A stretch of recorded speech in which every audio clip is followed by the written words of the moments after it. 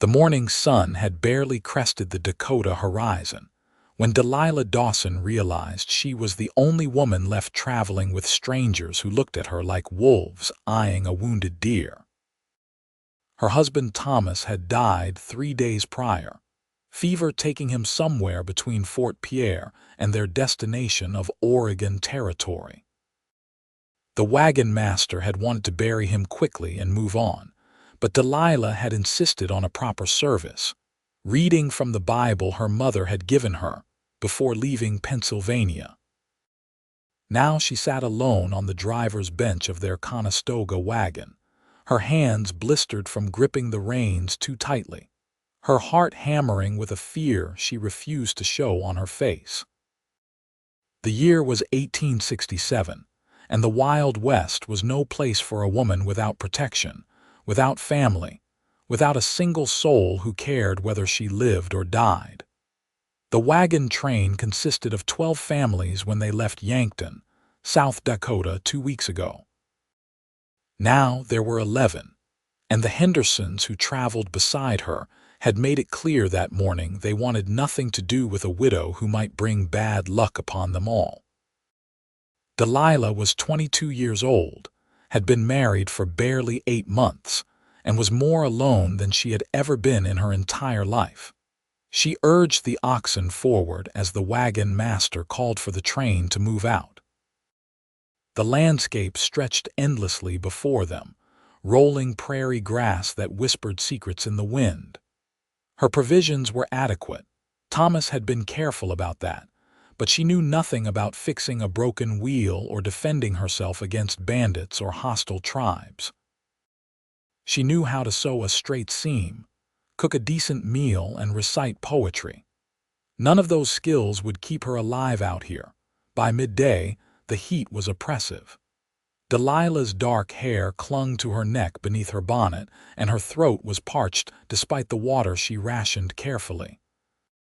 She watched the other wagons, saw families laughing together, children running alongside their parents, men helping their wives down from the driver's bench. The loneliness was a physical ache in her chest, worse than the grief, worse than the fear. They made camp that evening near a creek, and Delilah unhitched her oxen with trembling hands. She had watched Thomas do this 100 times, but doing it herself was different. The animals were stubborn, and she was weak from exhaustion and sorrow. By the time she had them secured and watered, the other families had already started their cooking fires. She gathered kindling and tried to start her own fire, but her hands shook so badly she could barely strike the flint. Tears of frustration blurred her vision. She would not cry. She would not give them the satisfaction of seeing her break. Those sticks are too green to catch proper. The voice startled her so badly she dropped the flint. She looked up to find a man standing a few feet away, his shadow long in the fading light. He was tall and lean, with sun-bronzed skin and dark hair that curled slightly at his collar. His eyes were an unusual shade of gray-green, like sage after rain, and his face was handsome in a rugged, weathered way that spoke of years spent outdoors. He wore typical cowboy attire, denim pants, a worn shirt, boots covered in trail dust, and a hat that had seen better days. "I can manage," Delilah said, her voice sharper than she intended. "I am sure you can," he replied evenly, "but there is no shame in accepting help when it is freely offered."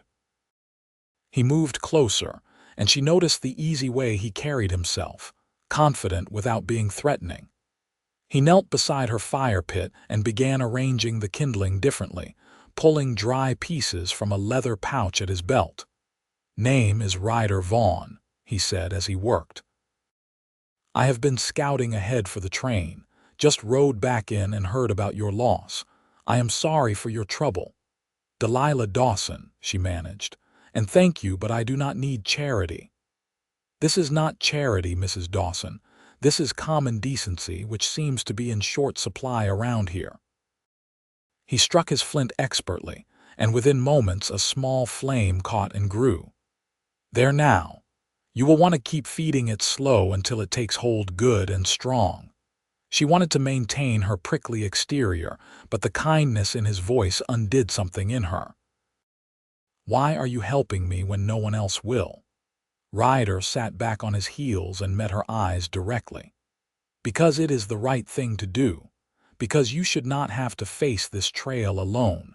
Because every person deserves to be treated with respect, regardless of their circumstances.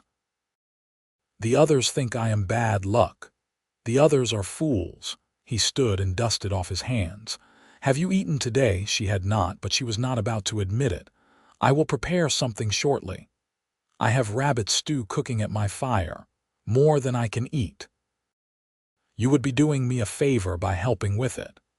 He smiled slightly, and she realized he knew she was lying about having eaten. "No sense in both of us cooking separate when we could share the work." Delilah hesitated. Accepting his help felt dangerous, not because she feared him, but because she feared how desperately she wanted not to be alone. But hunger and exhaustion won out over pride. "I suppose that would be practical," she said carefully. His camp was set apart from the main group, which did not surprise her. Scouts were often solitary men, more comfortable with open spaces than crowds. He had a neat setup, his bedroll arranged near a fire with a pot hanging over it that smelled like heaven. He ladled stew into 2 tin bowls and handed her one along with a spoon. They ate in silence for a few minutes. The stew was rich and flavorful, with chunks of tender meat and wild onions. Delilah could not remember the last time anything had tasted so good. "You are traveling to Oregon?" Ryder asked. "That was the plan. Thomas and I were going to start a farm in the Willamette Valley. His brother is already there, has land, and wrote that there is plenty for settling." She stared into her bowl. "Now I do not know what I will do. I have some money saved, but not enough to start over on my own, and I cannot go back home. There is nothing for me there." What was home? Pennsylvania. A small town outside Philadelphia. My father was a school teacher, but he died when I was 16. My mother passed 2 years later. Thomas was a merchant's son, and we met through church. He had dreams of something bigger than running a store, wanted to build something of his own. Her voice caught. "He was a good man, a kind man." "I am sure he was," Ryder said gently. "And I am sure he would not want you to give up on the dream just because he is not here to see it through. I would not even know where to begin. You begin by making it to Oregon, one day at a time, 1 mile at a time. The rest will sort itself out." He refilled her bowl without asking. "I will help you. For as long as the train travels, I will make sure you are not alone in this." Delilah looked at him, searching for ulterior motives, for the catch that must surely come with such an offer. But his eyes were steady and sincere. "Why would you do that for a stranger?" "Because someone once did it for me," he said. "When I was young and foolish and found myself in trouble I could not handle alone, a stranger helped me without asking for anything in return, told me to pass the kindness along someday. I guess this is me making good on that. I cannot pay you. I am not asking for payment. I am asking you to let me help." He paused. "You will never travel lonely again, Mrs. Dawson. You have my word on that." The promise settled over her like a warm blanket, and for the first time since Thomas died, Delilah felt like she might actually survive this journey. Over the following days, Ryder Vaughn proved true to his word. Each morning he would ride ahead to scout the trail, but he always returned by midday to check on Delilah. He taught her how to handle the oxen more efficiently, how to read the weather in the clouds, how to spot good camping sites near water and shelter. He never made her feel foolish for not knowing these things, and he never treated her like she was helpless.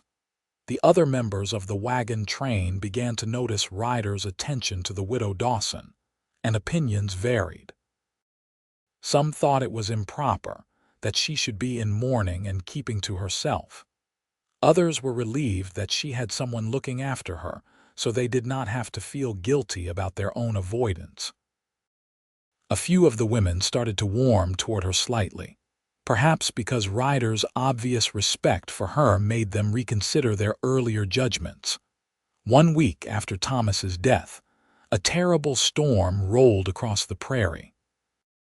The sky turned an ominous green-black, and lightning cracked so close Delilah could smell the electricity in the air. The wagon master called for everyone to circle up and secure their wagons as best they could. Delilah was struggling to get her canvas cover tied down when the first hail began to fall. Ice chunks the size of walnuts pounded down from the sky, and she cried out as one struck her shoulder. Suddenly Ryder was there, pulling her under the wagon and shielding her with his body as the storm unleashed its fury above them. They huddled together in the mud, his arms around her, his chest solid and warm against her back. The hail hammered the wagon so hard she feared it would splinter apart. Thunder shook the ground and rain swept in sheets that turned the prairie into a river. She was terrified, trembling uncontrollably, and Ryder held her tighter. "You are safe," he murmured against her ear. "I have you. You are safe." The storm lasted nearly an hour. When it finally passed, they crawled out from under the wagon to survey the damage. Several wagons had torn covers, and the Hendersons' wagon had lost a wheel. Supplies were scattered everywhere, and everyone looked shaken and soaked to the bone. Ryder helped Delilah check her wagon. Miraculously, it had held together, though some of her flour sacks had gotten wet. He helped her salvage what could be saved and move her dry goods to a more secure location. "You should change into dry clothes," he said. "You will catch your death staying wet like that." She nodded, suddenly very aware that they had been pressed together for an hour, that she had felt safe in his arms in a way she had not felt safe in weeks. She climbed into her wagon and changed quickly, her fingers fumbling with buttons and laces. When she emerged, Ryder had already started helping other families with repairs.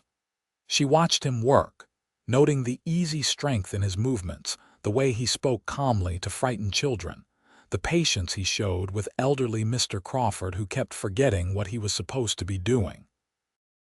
Delilah found herself helping as well, offering her sewing skills to repair torn canvas, sharing her remaining dry flour with families who had lost all of theirs. By the time night fell, the wagon train felt more like a community than it had before. Shared hardship had a way of bringing people together. That night, Ryder brought coffee to her fire, and they sat together watching the stars emerge from behind the clearing clouds. "That was terrifying," Delilah admitted. "I have never experienced a storm like that." "Prairie storms can be fierce," Ryder agreed, "but they pass. Everything passes eventually, the good and the bad. The trick is holding on through the rough parts and appreciating the calm when it comes." "Is that what you do? Hold on through the rough parts?" He was quiet for a moment, his profile sharp in the firelight. "I have had my share of rough parts, lost my parents to cholera when I was 12. Spent some years drifting, working ranches, learning how to survive. Made some mistakes, got into some trouble. But I learned that running from things does not make them go away. You have to face what life gives you and keep moving forward. You have family anywhere," a sister in Colorado. "She married a rancher, has 3 children now. I visit when I can, but I am not much for settling in one place. I like the open trail, the freedom of it." He glanced at her. "What about you? Besides Oregon, what do you want from life?" No one had ever asked her that before.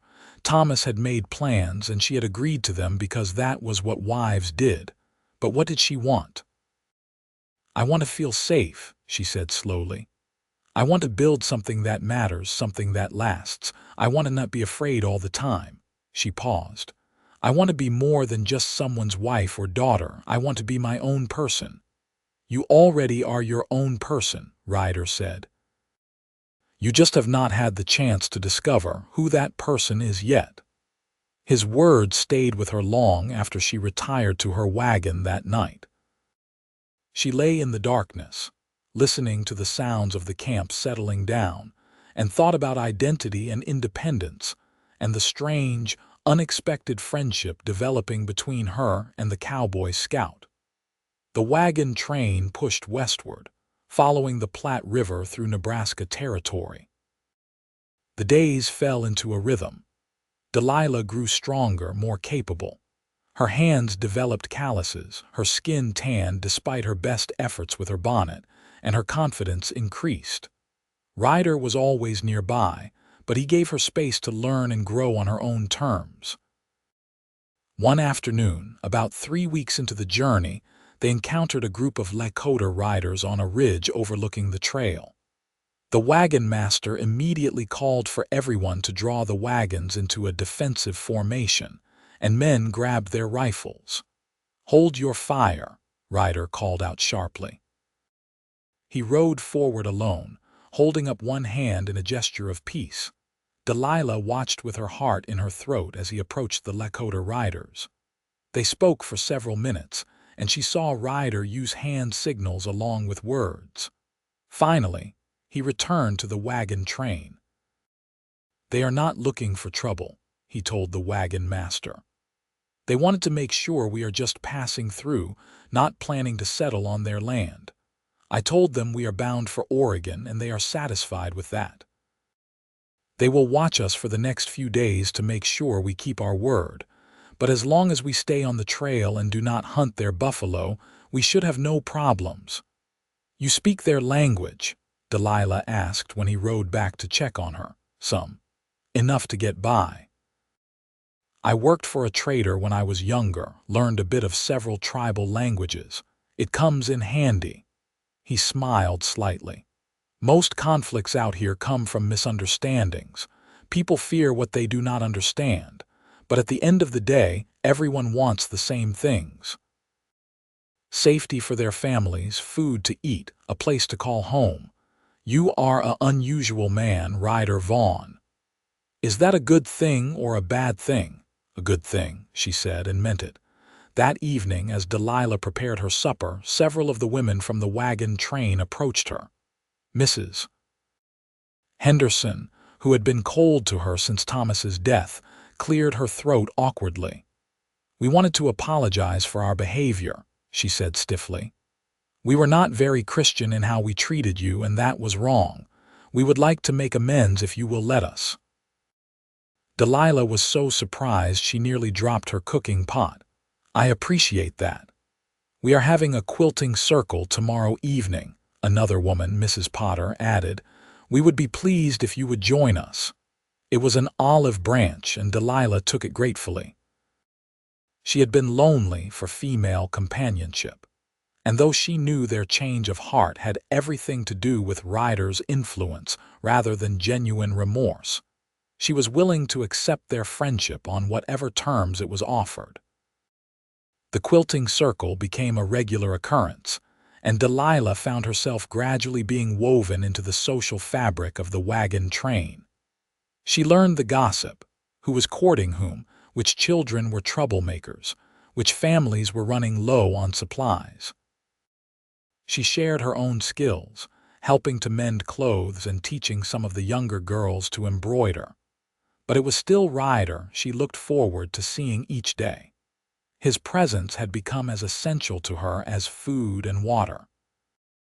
She found herself watching for him on the horizon, her heart lifting when she spotted his horse approaching.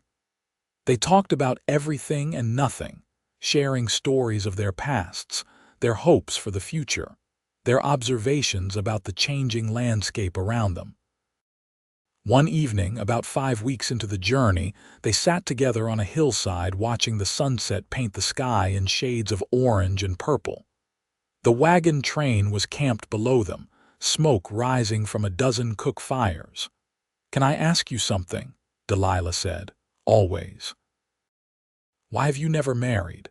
A man like you, I would think women would be lining up." Ryder laughed softly. A man like me spends most of his time on the trail, sleeping under stars and eating dust. That is not much to offer a wife, and I never met anyone who made me want to change that life. He paused and something shifted in his expression. Until recently, her breath caught. The air between them suddenly felt charged with possibility, with things unspoken but deeply felt. Delilah, he said, and the way he said her name made her shiver. I know it has not been long since you lost your husband. I know you are still grieving, and I respect that. But I need you to know that what I feel for you has grown beyond simple friendship. You are brave and kind and stronger than you give yourself credit for. You make me want things I never thought I would want. A home, a future, someone to share it all with. She should have been shocked. She should have reminded him that she was a widow barely 2 months into her mourning. But instead she found herself saying, I feel it too. And I do not know what to do about it because I feel guilty for feeling anything but sadness. You are allowed to live, Delilah. You are allowed to be happy again. Thomas would not have wanted you to spend the rest of your life in mourning. How can you know that? Because he loved you enough to bring you out here, to try to build a better life for you both. A man who loves like that wants his wife to be happy, even if he cannot be the one to make her so. Tears spilled down her cheeks, and Ryder reached up gently to wipe them away with his thumb. His touch was tender and she leaned into it without thinking. I am afraid, she whispered. I am afraid of losing someone else I care about. I am afraid of what people will say. I am afraid I will dishonor Thomas's memory. Fear is natural, but do not let it keep you from living. He dropped his hand and gave her space. I am not asking you to make any decisions right now. I am just telling you how I feel so you know you have options. Whatever you decide, I will respect it. If you want me to step back, I will. If you want me to stay close as a friend, I will do that. And if someday you want something more, I will be here for that too. The honesty in his words, the complete absence of pressure, made her love him in that moment.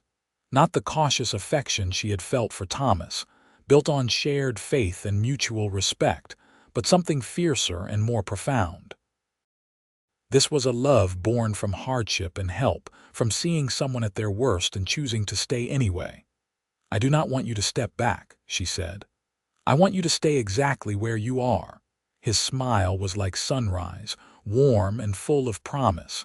Then that is what I will do. They sat together until the stars came out, not touching but connected in ways that went deeper than physical contact. Delilah felt something settle inside her, a sense of rightness she had not felt in months. Maybe not ever. The wagon train continued westward, crossing into Wyoming territory. The landscape grew more rugged, with rocky outcroppings and distant mountains beginning to appear on the horizon. The travel became harder, the days longer, but Delilah faced it all with renewed determination. Ryder continued to scout ahead, but he also began riding beside her wagon more often, keeping her company during the long hours on the trail. They talked about his sister's ranch in Colorado, about what crops grew best in Oregon, about books they had read and places they dreamed of seeing. He told her about learning to break horses, about a winter he spent snowed in at a mountain cabin, about the first time he saw the Pacific Ocean. She told him about her childhood in Pennsylvania, about her mother's garden, about learning to play piano though they could not afford to own one. The more time they spent together, the more apparent it became to everyone in the wagon train that something was developing between the widow and the scout. Some people disapproved, thinking it was too soon after Thomas's death. But most people seemed to understand that love did not follow convenient timelines, and that Delilah deserved happiness wherever she could find it. About 8 weeks into the journey, they encountered their first serious trouble. A group of bandits had been tracking the wagon train, waiting for an opportunity to strike. They attacked at dusk, 6 men on horseback riding in with guns drawn and demands for valuables. Ryder was out scouting and did not hear the commotion until he was riding back into camp. When he saw what was happening, he spurred his horse into a gallop, riding straight into the chaos. Delilah had been near her wagon when the bandits arrived. One of them, a scarred man with cruel eyes, grabbed her roughly and pressed a knife to her throat. "Everyone stays calm and the pretty lady does not get hurt," he shouted. Terror froze her in place, but she forced herself to stay still to not panic. Then she heard a voice that made the bandit holding her go rigid. "Let her go." Ryder's voice was cold as winter ice. "Let her go now and you might live through this." The bandit laughed nervously. "You are outnumbered, Cowboy, 6 against 1. You are not that good. Try me." What happened next occurred so fast Delilah barely processed it. Ryder drew his gun with a speed that seemed impossible. He fired once, hitting the gun out of the hand of the bandit closest to him. The man yelped and clutched his bleeding hand. Ryder fired again, this time hitting the gun of another bandit. By the time he fired a third shot, the other men from the wagon train had found their courage and their weapons. And suddenly, the bandits were the ones outnumbered. The man holding Delilah released her and tried to run, but Ryder was off his horse in an instant. He tackled the bandit to the ground and delivered a punch that knocked him unconscious. The remaining bandits fled into the gathering darkness, leaving 2 of their number captured and disarmed. The wagon master and several other men tied up the captured bandits while others checked to make sure everyone was unharmed. Ryder came to Delilah, his hands gentle as he examined the shallow cut on her throat where the knife had nicked her skin. "Are you hurt anywhere else?" His voice shook slightly, betraying the fear he had hidden so well moments before. "No, I am fine. Thanks to you." She touched his face, needing to ground herself in his presence. "That was the bravest thing I have ever seen." "That was the most terrified I have ever been," he corrected. "When I saw him holding that knife to your throat, I thought my heart would stop. But it did not. You saved me. You saved all of us."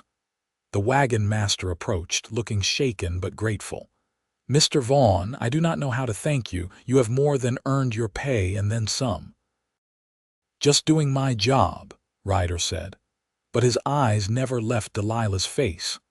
That night, after the captured bandits had been dealt with and extra guards posted, Ryder sat with Delilah by her fire.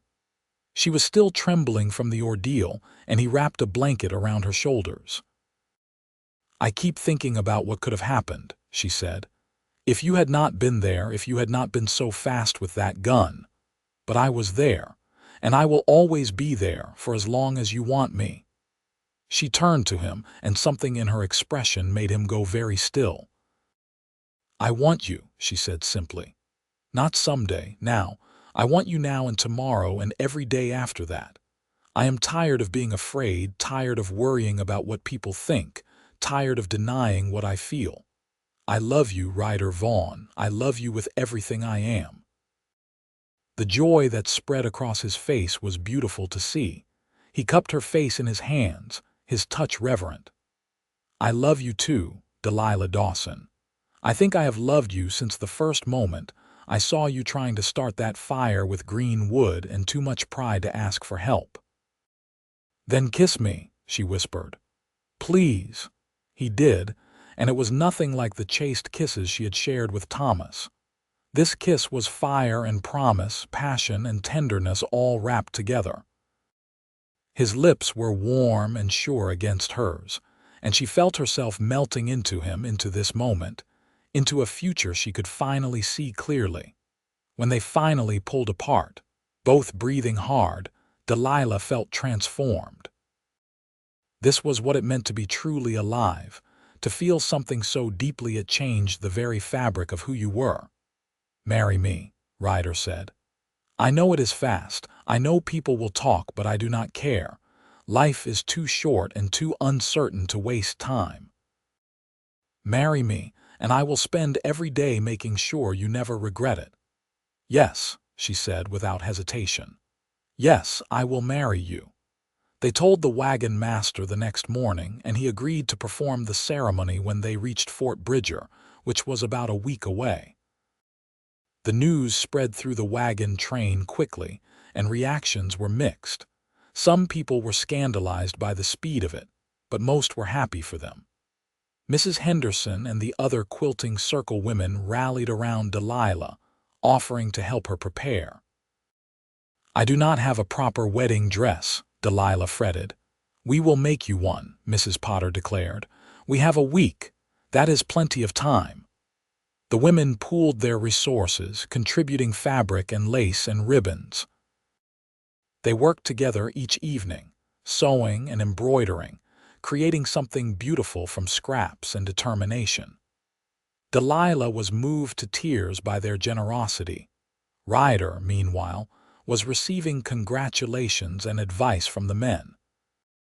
They teased him good-naturedly about losing his freedom, about being tamed by a good woman.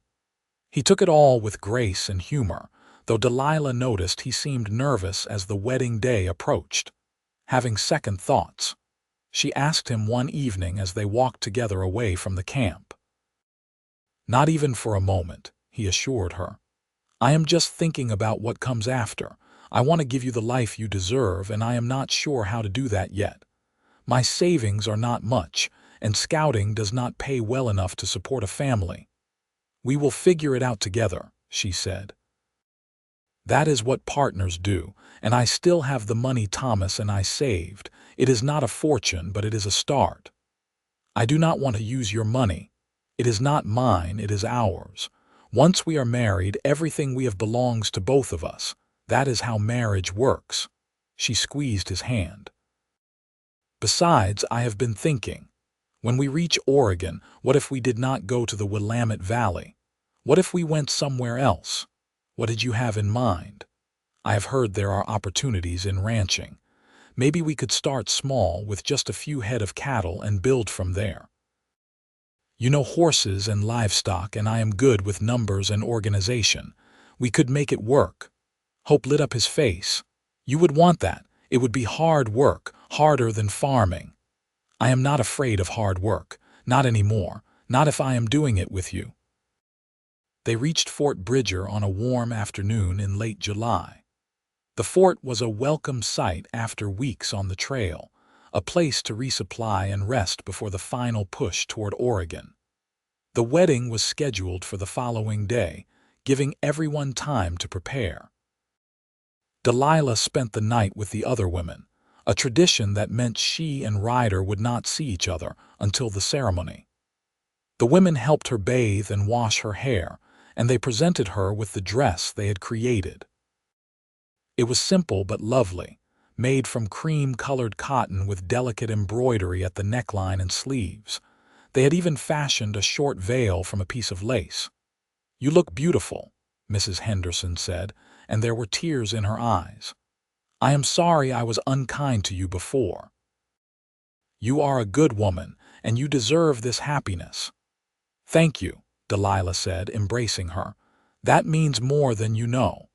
The ceremony took place the next afternoon in the shade of some cottonwood trees near the fort. The entire wagon train gathered to witness, along with some of the soldiers stationed at the fort and a few trappers who happened to be passing through. Someone produced a fiddle, and someone else had wildflowers for Delilah to carry. When Ryder saw her walking toward him, his expression made her feel like the most beautiful woman in the world. He wore his best clothes, had shaved and combed his hair, and looked so handsome her heart stuttered. The wagon master, serving as officiant, kept the ceremony brief but meaningful. They exchanged vows under the open sky, promising to love and honor each other for all their days. Ryder's voice was steady and sure as he spoke, his eyes never leaving hers. "I take you, Delilah Dawson, to be my wife, my partner, my home. Wherever we go, whatever we face it together. I will protect you provide for you, and love you until my last breath and beyond." Delilah's voice trembled with emotion as she replied, "I take you, Ryder Vaughn, to be my husband, my partner, my home.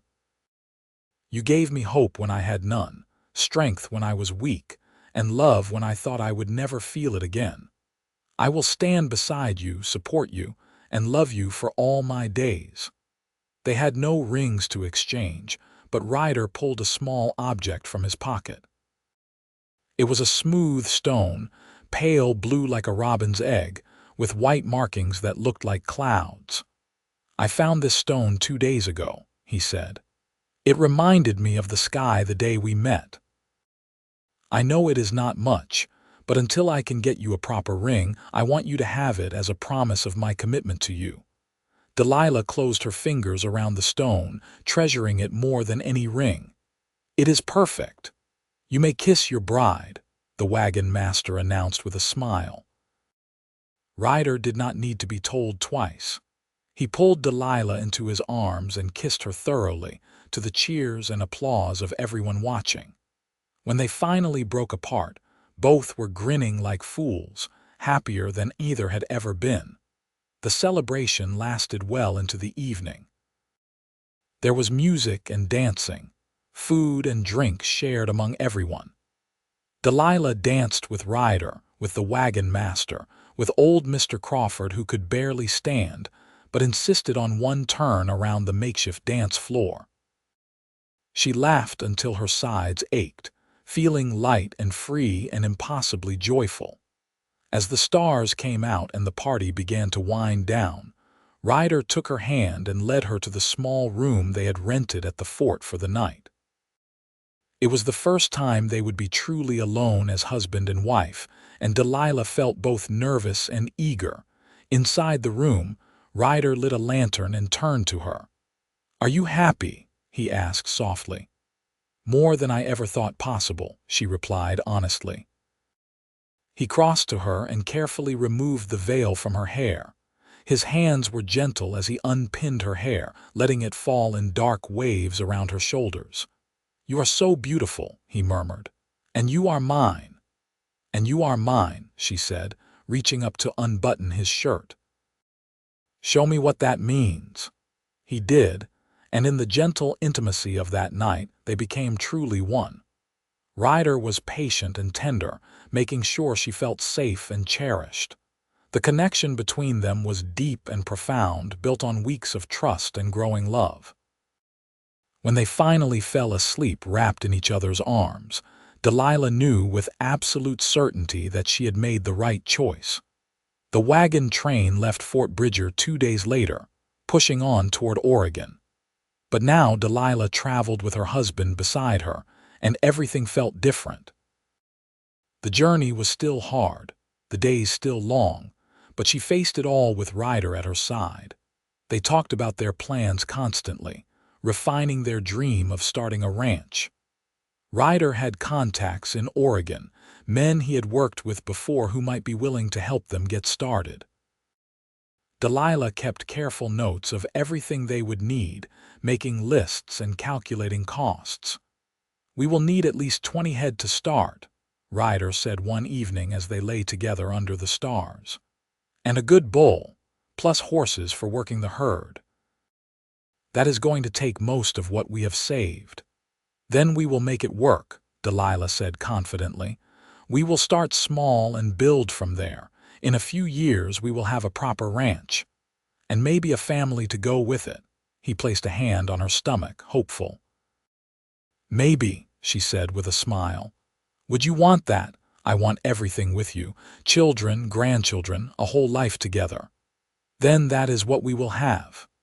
The wagon train reached Oregon territory in early September. They had made good time, losing only one more person to illness along the way and avoiding any other attacks. The families began to split off as they neared their various destinations, heading to different valleys and settlements. Ryder and Delilah said goodbye to the people who had become their community over the long months of travel. Mrs. Henderson hugged Delilah tightly. You take care of yourself and that good man of yours. I will. Thank you for everything."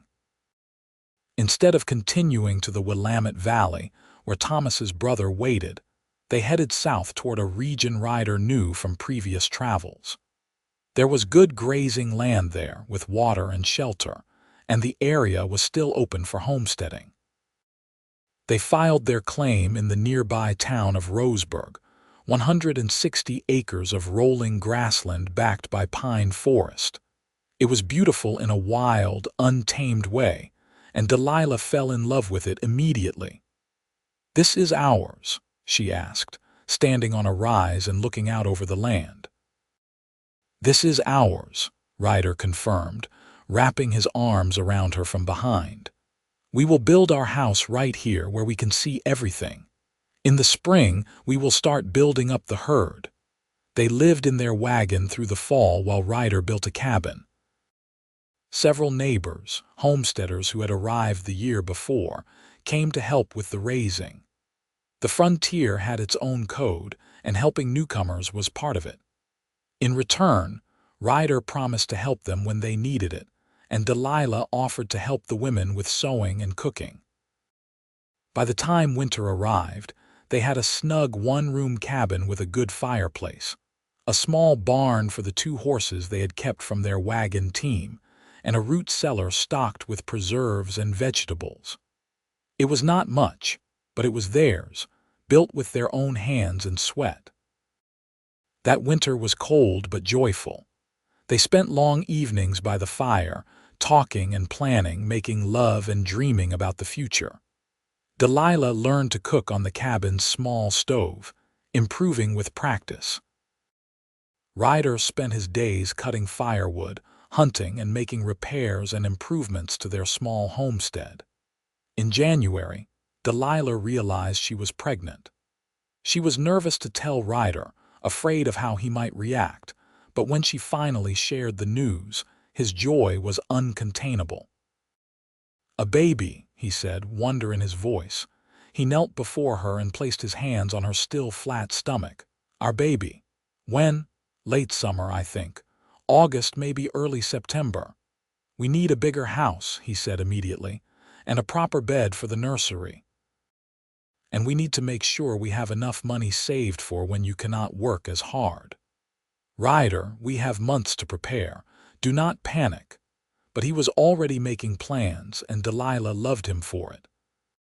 His excitement was infectious, and she found herself caught up in preparing for their child's arrival.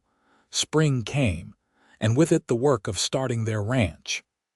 Ryder used most of their savings to purchase 15 cows and a bull from a rancher who was selling out. He also bought 3 good horses for working cattle. It was a huge risk, investing everything they had, but Ryder was confident.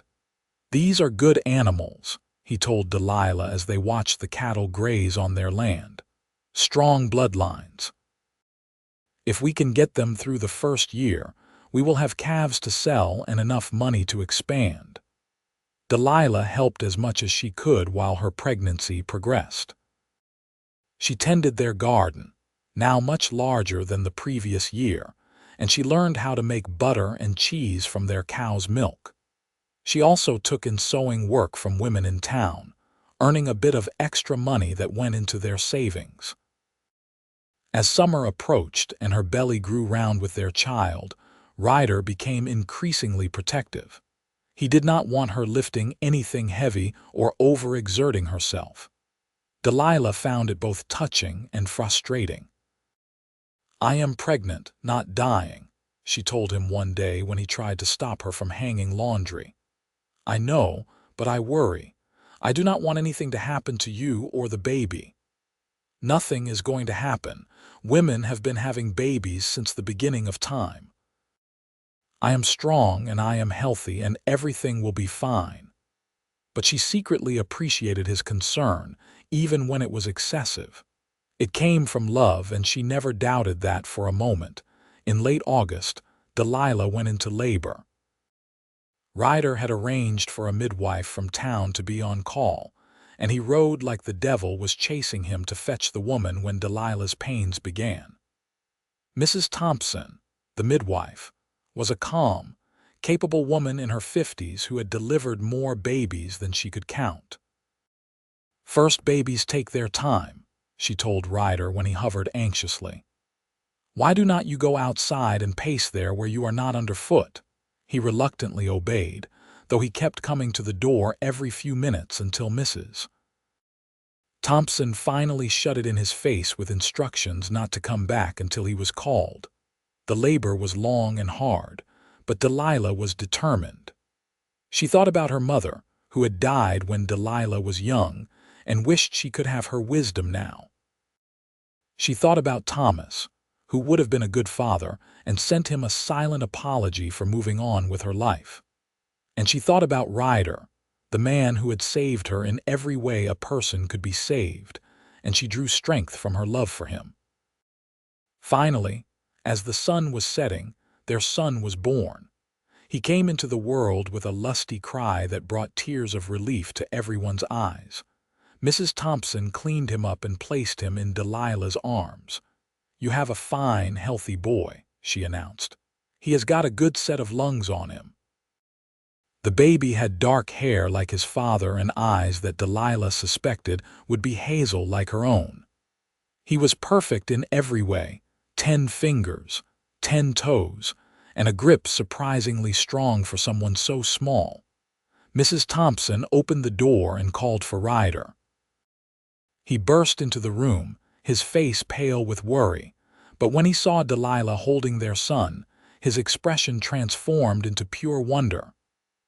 "Come meet your son," Delilah said softly.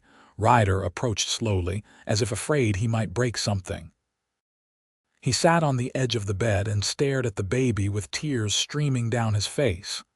"He is so small," he whispered. "He will grow," Delilah assured him. "Hold him." She transferred the baby to Ryder's arms, and watching her strong, capable husband cradle their tiny son with such tenderness made Delilah fall in love with him all over again. "What should we name him?" Ryder asked. They had discussed names but had not decided on anything definite. Looking at her son, Delilah knew immediately. "James," she said. "After your father." Ryder's eyes filled with fresh tears. "Are you sure?" "I am sure. James Vaughn. It is a good, strong name." "James Vaughn," Ryder repeated, testing it out. He looked at his son. "Welcome to the world, James. You are already so loved." The first year of James's life was exhausting but wonderful. Delilah had never known she could be so tired or so happy at the same time. The baby was demanding, waking frequently at night to nurse, but every smile and coo made the sleepless nights worthwhile. Ryder was a devoted father, taking over many of the household chores so Delilah could focus on the baby. He would walk James around the property for hours when the baby was fussy, showing him the cattle and horses, talking to him about everything and nothing. The ranch was doing well. They had a good calf crop that spring, and Ryder was able to sell several head for a decent profit. With that money, they expanded the cabin, adding a bedroom and a small parlor. It was still modest by most standards, but it felt like a palace to them. Delilah wrote letters to Thomas's brother in the Willamette Valley, explaining what had happened and where she was now. She felt she owed him that much, as family. He wrote back expressing his understanding and his happiness that she had found love again. He had remarried himself after his own wife passed, so he understood about second chances. As James grew from infant to toddler, the ranch continued to prosper. Ryder's careful management and hard work paid off, and they were able to expand their herd. They hired a young man from town to help with the work, giving Ryder more time to spend with his family. When James was 3, Delilah became pregnant again. This time she was less nervous, more confident in her body's ability to do what needed to be done. Ryder was thrilled at the prospect of another child, maybe a daughter this time, he said hopefully. "A little girl with your beautiful eyes." "Or another son," Delilah countered. "Either way, we will love them." Their second child, a daughter they named Rose, was born in the spring. She was smaller than James had been, with pale blonde hair that surprised them both.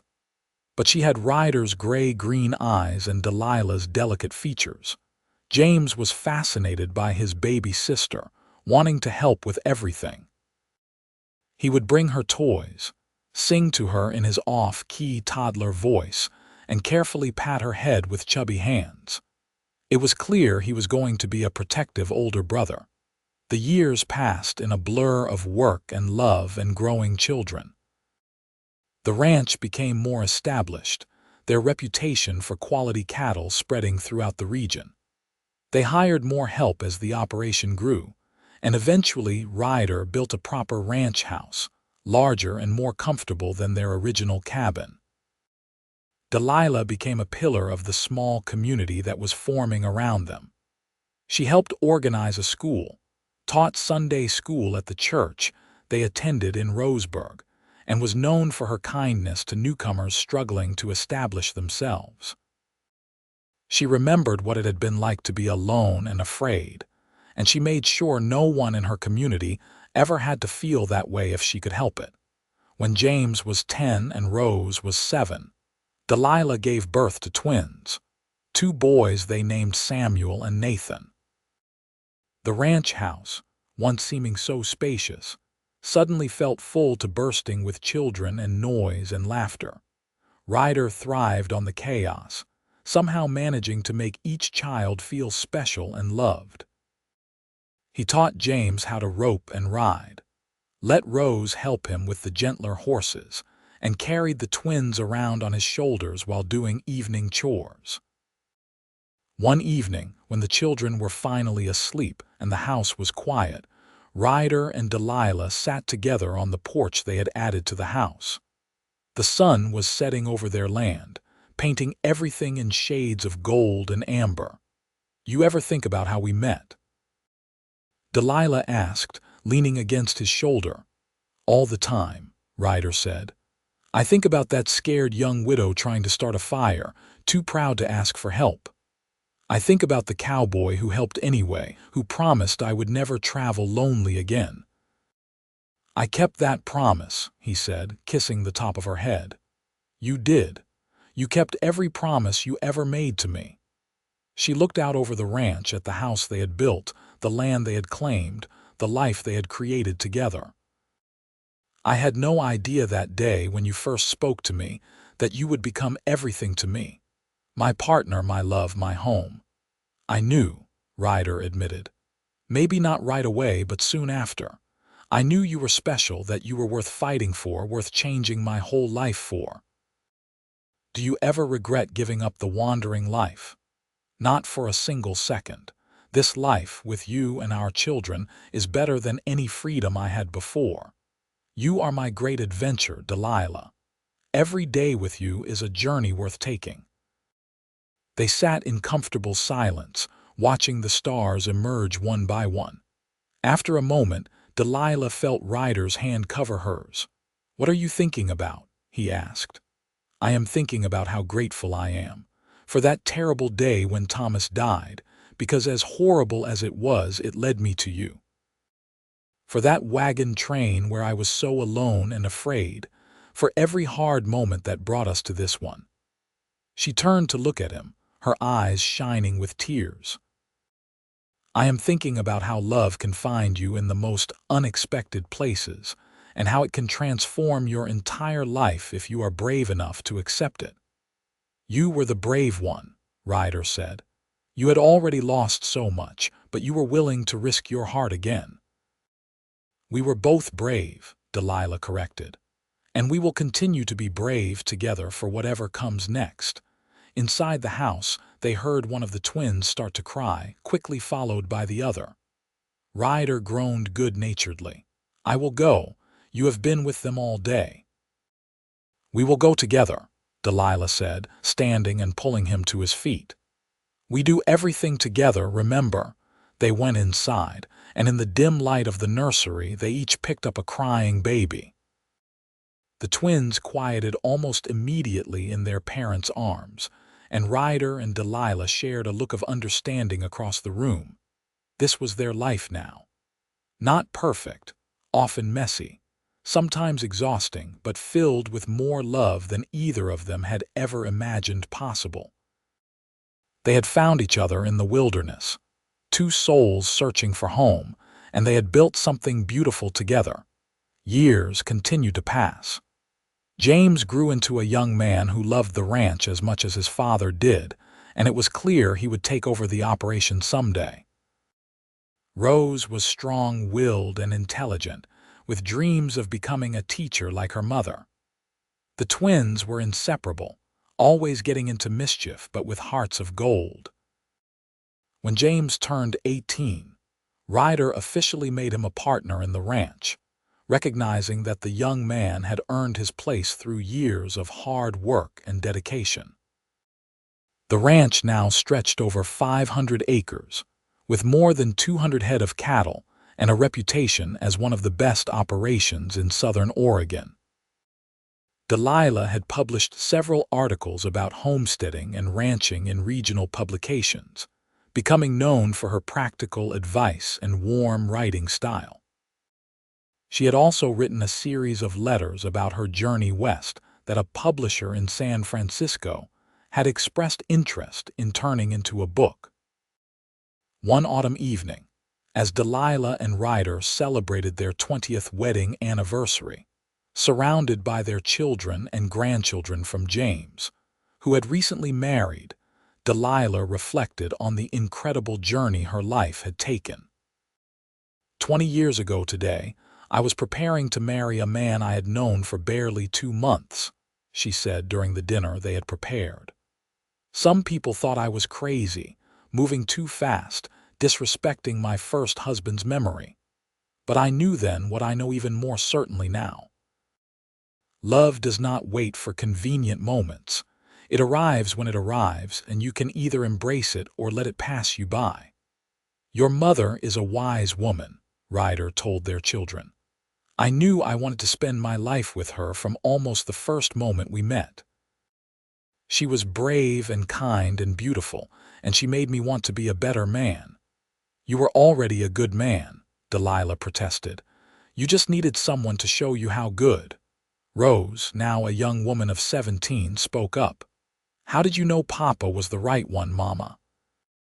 How did you know it was not just loneliness or fear making you think you were in love? It was a thoughtful question, and Delilah took her time answering. I knew because being with him made me want to be brave instead of safe.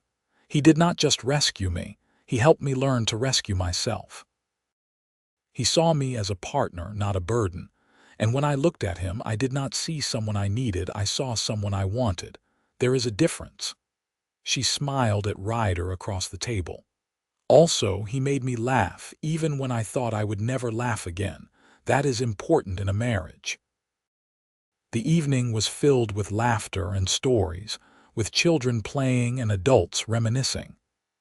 As Delilah watched her family, she felt a profound sense of gratitude and accomplishment.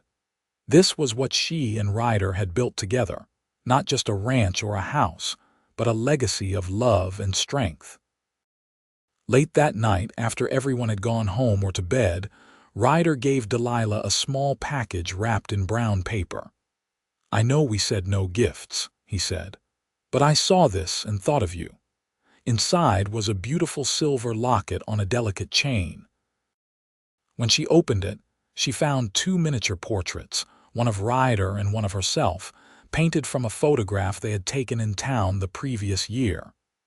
It is beautiful, she whispered, but you have already given me everything I could ever want. You gave me everything first, he replied, fastening the locket around her neck. A home, a family, a purpose. You gave me a reason to stay in one place, and you made me happier than I ever thought I deserved to be. You deserve every happiness, Delilah said firmly. You saved my life, Ryder. Not just on the trail, but in every way that matters. You gave me back myself. He pulled her close, and they swayed together in the quiet of their bedroom, dancing to music only they could hear. You remember what I told you that first night, Ryder murmured against her hair. "When you were trying to start that fire, you told me the sticks were too green," Delilah said with a smile. "After that, I told you that you would never travel lonely again. I promised you that, and you kept your promise. For 20 years, through good times and hard times, you have been beside me every step of the way." "For 20 more years," Ryder said, "and 20 after that if we are blessed with the time." "For as long as we both shall live," Delilah agreed. "That was the promise we made, and it is one I intend to keep." They stood together in the lamplight, two people who had found each other in the wilderness and built a life beyond anything either had imagined. The road from that wagon train to this moment had been long and sometimes difficult, but they had traveled it together, and that had made all the difference. Outside, the wind whispered through the pine trees, and somewhere in the distance, an owl called to its mate. The ranch was quiet now, settled in for the night, but tomorrow would bring new challenges and new joys.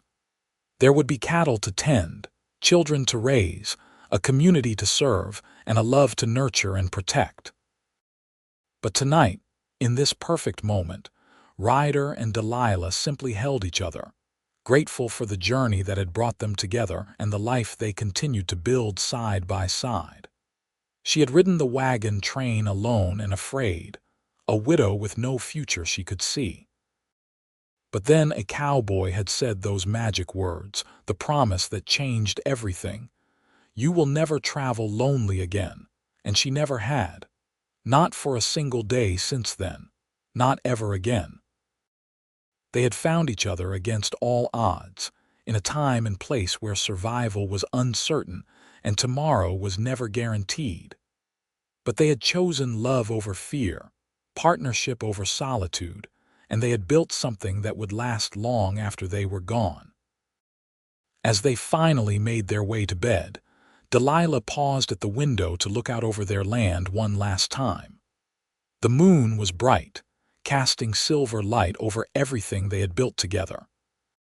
She could see the barn where their horses rested, the pastures where their cattle grazed, the road that led to town and the church where they worshipped and the school where Rose hoped to teach someday. This was home. This was family. This was the life she had been given a second chance to build. And she had built it well, with strong hands and an open heart and a cowboy who had kept every promise he ever made. Ryder came up behind her and wrapped his arms around her waist, resting his chin on her shoulder as they looked out at their kingdom together. "What are you thinking about, Mrs. Vaughn?" "I am thinking that I am the luckiest woman in the world," she said simply. "I am thinking that if I had to live my life over again, I would not change a single thing if it meant ending up right here with you. Even the hard parts, even losing Thomas, even those, because they made me who I am and they brought me to you." She turned in his arms to face him. "Every sorrow I have known made this joy sweeter. Every fear I faced made this peace more precious. I would walk through fire if it meant coming home to you at the end of it." "You will never have to walk through fire alone," Ryder promised. "Whatever comes, we face it together." "That is what we promised, and that is what we will do for all of our days." They kissed then, a kiss that held 20 years of love and devotion, of shared struggles and shared triumphs, of children raised and dreams realized. It was a kiss that promised 20 more years, and beyond that forever. When they finally climbed into bed, they fell asleep wrapped in each other's arms, just as they had every night since their wedding. And if Delilah dreamed of a young widow trying to start a fire with green wood, and a cowboy who stopped to help her, well, that was a dream worth having. Because that moment had been the beginning of everything good in her life. The seasons continued to turn at the Vaughn Ranch. Winters brought snow and hard work. Springs brought new calves and planting. Summers brought long days of labor under the hot sun. And autumns brought harvest and preparation for the cycle to begin again. Through it all, Ryder and Delilah worked side by side, their partnership deepening with every passing year. They faced challenges, of course.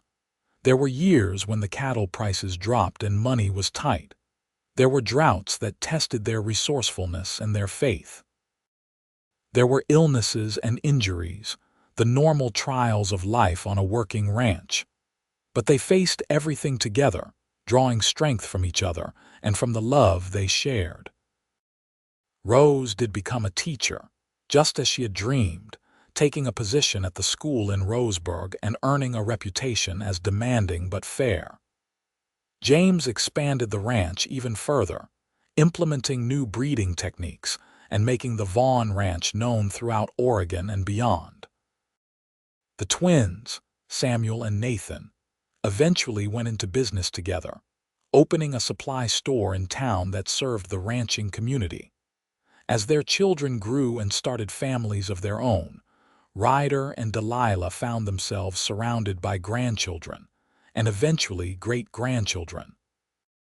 Their home was always full of noise and laughter, with children running through the rooms and playing in the yard. Delilah taught the girls to sew and cook, passing on skills and stories. Ryder taught the boys to ride and rope, sharing his knowledge of the land and animals. On their 30th anniversary, the whole family gathered for a celebration that lasted 3 days. There were more than 50 people present, all connected to Ryder and Delilah through blood or love or both. As Delilah looked around at the faces of her children, grandchildren, and friends, she was overwhelmed by the abundance of her life. "We did good," Ryder said, coming to stand beside her on the porch where she had retreated for a moment of quiet. "We did better than good," Delilah corrected. "We built something amazing. Look at all of them, Ryder, all these lives that exist because we found each other on that wagon train." "I am looking," he said, "and I am grateful for every day I have had with you, for every child we raised, for every moment of this life we built together." They were both older now, their hair gray, their faces lined with the passage of time. But when Ryder looked at Delilah, he still saw the brave young widow who had captured his heart. And when Delilah looked at Ryder, she still saw the cowboy who had promised she would never travel lonely again. That promise, made so many years ago beside a cooking fire on the prairie, had been kept in full. Delilah had never been lonely again, not in any way that mattered. She had built a life filled with love and purpose, with family and community, with work that meant something and relationships that sustained her. As the sun set on their 30th anniversary, painting the sky in familiar shades of orange and purple, Ryder took Delilah's hand and led her out into the yard. The party was still going strong inside, but they needed this moment, just the two of them. "Dance with me," he said, pulling her close. There was no music, but they did not need any. They swayed together under the stars, moving to a rhythm only they could hear, the rhythm of a life well lived and a love that had endured every test. "Thank you," Delilah whispered. "For what?" "For seeing me when I was invisible. For helping me when I was alone. For loving me when I thought I would never be loved again. For keeping your promise every single day for 30 years. It was never a burden," Ryder assured her. "It was always a privilege. Loving you has been the easiest thing I have ever done." They danced until the stars filled the sky, until their children came looking for them, until their grandchildren demanded their attention. And through it all, they held each other close, two souls who had found their home in each other's arms. The years continued to pass, as years do.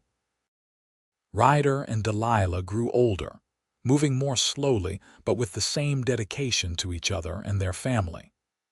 They celebrated 40 years of marriage, then 45, each anniversary a testament to the strength of the bond they had forged on that long-ago wagon train.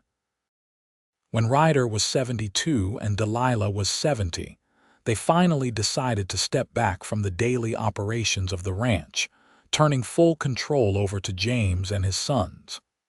It was time, they both agreed, to rest and enjoy the fruits of their labor. They spent their days quietly, tending a small garden, reading together on the porch, receiving visits from their extensive family. Delilah finally finished the book about her journey west, and a publisher in New York agreed to print it. When the first copy arrived, she held it with trembling hands, marveling that her story was now preserved for others to read. "You should be proud," Ryder told her. "You have given voice to all the brave women who traveled west and built new lives in hard places." "Our story," she corrected. "I could not have written it without you living it beside me." The book was moderately successful, earning enough money to establish a small scholarship fund for children in the county who wanted to pursue education, but lacked the means. It was another legacy, another way their love had rippled out into the world and made it better. One evening in late summer, when Delilah was 74, she and Ryder sat together on their porch watching the sunset. It had become their favorite time of day, this quiet hour when the work was done and the world seemed to hold its breath between day and night. "I have been thinking," Delilah said softly. "About what?" "About how perfect this life has been. How lucky I have been to spend it with you. How grateful I am for every moment, even the hard ones, because they were all part of our story." Ryder squeezed her hand. "It has been perfect, has it not? Even when it was imperfect, it was perfect because we were together." "When I die," Delilah said, and Ryder started to protest, but she shushed him gently. "When I die, whenever that may be, I want you to know that I died happy, that I lived a life beyond my wildest dreams, that loving you was the best decision I ever made." "I will go first," Ryder said stubbornly. "I am older and I have worked harder. You will outlive me by decades." She smiled at his certainty. "Perhaps, or perhaps we will go together like those old couples you hear about, so connected that one cannot live without the other." "That would be fine by me," Ryder said. "I do not want to spend a single day without you if I can help it." They sat in comfortable silence, watching the sun sink below the horizon, painting their world in shades of gold. The ranch stretched out before them, alive with the sounds of cattle and horses, of their family working and living and loving. It was a symphony they had composed together, and it played on even as they rested. As it turned out, Delilah was right about many things, but wrong about when her story would end. She lived to be 82, bright and sharp-minded until the very end. Ryder, true to form, only outlived her by 6 months, his heart finally giving out in the winter after she passed. Their children buried them side by side on a hillside overlooking the ranch, under a stone that read simply Ryder and Delilah Vaughn, together forever. The ranch continued under the care of their descendants, growing and prospering with each generation. Delilah's book was republished several times over the years, and her story inspired countless readers. But more than that, the love she and Ryder had shared lived on in the hearts of everyone who had known them. On quiet evenings, when the family gathered on the old porch, they would tell stories about Grandma Delilah and Grandpa Ryder, about how they met on a wagon train, about the promise he made that first night, about the life they built together in the wilderness. The stories grew with each telling, becoming legend, but at their heart they remained true, because the truth was simple and profound. A woman had traveled alone and afraid, facing an uncertain future with nothing but her courage to sustain her. And a cowboy had seen her, had helped her, had loved her, and had promised that she would never travel lonely again. It was a promise kept, a love that endured, and a story worth telling for generations to come. Their great-great-grandchildren still work the ranch today, In a time so different from the one Ryder and Delilah knew that it would seem like another world. But the values they instilled remain. Hard work, integrity, kindness to strangers, and above all, the understanding that love is the greatest adventure of all. In the house that now stands where that first cabin was built, there hangs a painting of a wagon train crossing the prairie. And tucked in a frame beside it is a small, smooth stone, pale blue with white markings like clouds. It is the stone Ryder gave Delilah at their wedding, the one she kept with her always as a reminder of his first promise to her. You will never travel lonely again. He kept that promise. Through 34 years of marriage, through the raising of 4 children, through the building of a legacy that would last generations, he kept that promise. And in doing so, he gave Delilah something more precious than gold or land or anything else the world could offer. He gave her home. He gave her family. He gave her love that transformed her from a frightened widow into a woman of strength and purpose. He gave her a life worth living and a story worth telling, and she, in turn, gave him the same, because that is what true partnership means. Not one person saving another, but 2 people choosing every day to walk through life together, facing whatever comes with united strength and unwavering commitment. That is the legacy of Ryder and Delilah Vaughn. Not the acres they claimed, or the cattle they raised, or even the children they brought into the world. Their true legacy is the example they set of what love can be when it is nurtured and protected, when it is chosen again and again, despite the challenges that inevitably arise. They found each other in the wilderness of the American West in 1867, 2 people who needed each other in ways they could not have articulated at the time.